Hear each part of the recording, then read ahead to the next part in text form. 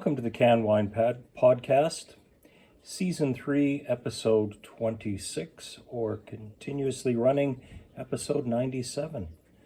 We are bringing you the world in a can, and today we're off to an unusual destination. We're off to Colorado. Details to follow. The wine nerd word of the week: Vitis that's a tongue twister. Vitis vinifera, which is the species of wine grapes that composes 99% of the world's wine varieties. Now, straight on to our can of the week. This is the OBC Wine Project Colorado Fizz, 355 milliliters. And it is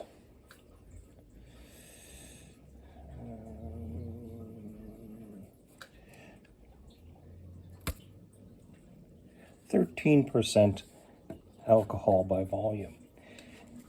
Now, this is a product of the Odell Brewing Company in Fort Collins, Colorado. Fort Collins is north of Denver, 60 or so miles, in the foothills of the Rockies.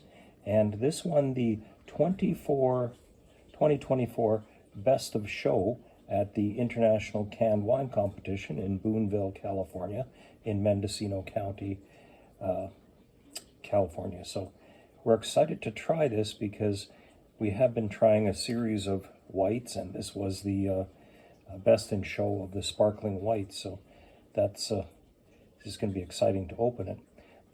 Now, this is they listed as a co-ferment of Vignoles and Aromella, two lesser-known grape varieties, but they are cold, hardy varieties that they can access out there in Colorado, or I'm not sure if they get the grapes in Colorado or Washington or where they come from, but now the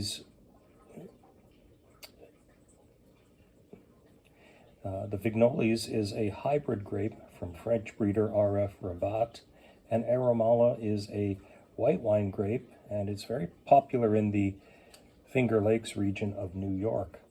Now, it was in fact hybridized by the New York State Experimental Station in Geneva, New York, and it is a four-way cross to a two-way cross, and one of the grandparents was our friend, the German grape Gewürztraminer. Hopefully I've got that right. And that results in the Aromella cultivar.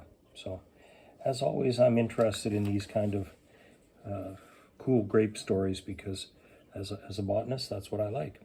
Now, an interesting story, too, is that this comes from a microbrewery, and microbreweries have been a good source of a wine because it's not a big jump for them to get into wine production because they're already brewing and fermenting and working with yeasts and things like that. So, you know, we had some from out in Washington State that were very good. The Murph came from that wine, a brewer to winemaker sort of tradition, as did Lowbrow Brewing in Winnipeg, Manitoba. They're also making quite a bit of wine. And I was reading in my epic book by Dr. Ron Jackson. He says, you know, the skill of the winemaker and the techniques they use when they're making the wine has much greater impact than the variety of grapes that you're using. So a little bit of skill goes quite a ways, and great skill goes a long ways. So without any further ado, let's open this gold. It's beyond gold medal. It's actually best of show in the sparkling white class. So let's open it and see what it is like.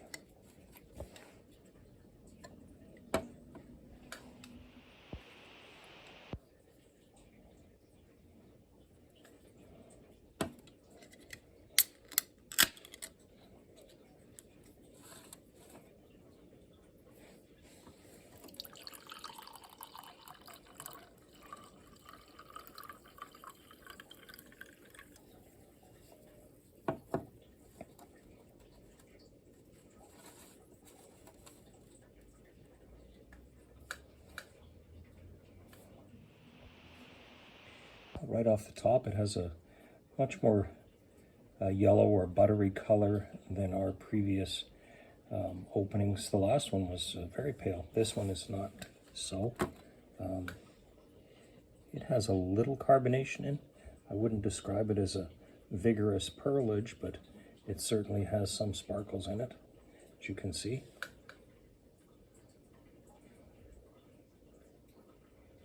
It does have fairly fruity flavors, or smells, I would say.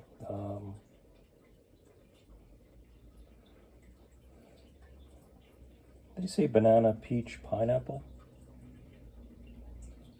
I smell peach.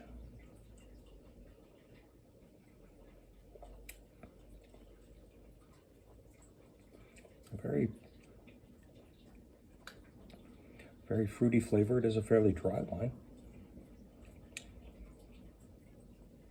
Yeah, I'd give it an after flavor of pineapple. I don't get banana flavor though.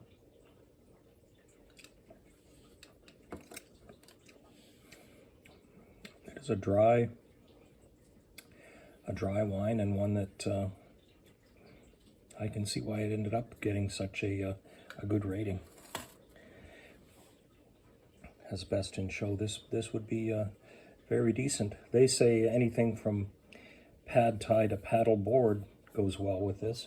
I'm not sure about the paddle board, but it certainly would go well with Oriental food, any kind of other light food. I think I'm going to have it with some Chinese food tonight, so that's going to be a nice treat. And our shout out always, as recently, goes to not only Lee from No List Records, and enjoy seeing your pictures of the canned wine knit cap in the far off reaches of Winnipeg. Keep sending them. We love that. And to our fans on Spotify, check us out on YouTube. You can see what this stuff actually looks like as far as the color. And our hats off, or no, check out our hats on eBay, where you can have a look at the Canned Wine Podcast. And as always, or I guess it's a little bit new, if you send us a comment, we'll send you a personal message and give you a postcard or something.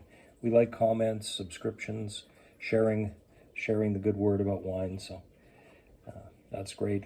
Now our head scratcher, the answer from last year, California is the source of the grapes in the bougie white grapes, the bougie white wine, which was again very decent. And what grape variety, this week's head scratcher, what grape variety was a grandparent of Aromella, one of the two co-mingling, or how did they describe it? Co-fermenting pairs, the Vignolis and Aromella. Aromella had an interesting German grandparent. So if you have to, look back. Otherwise, look it up and learn something about wine.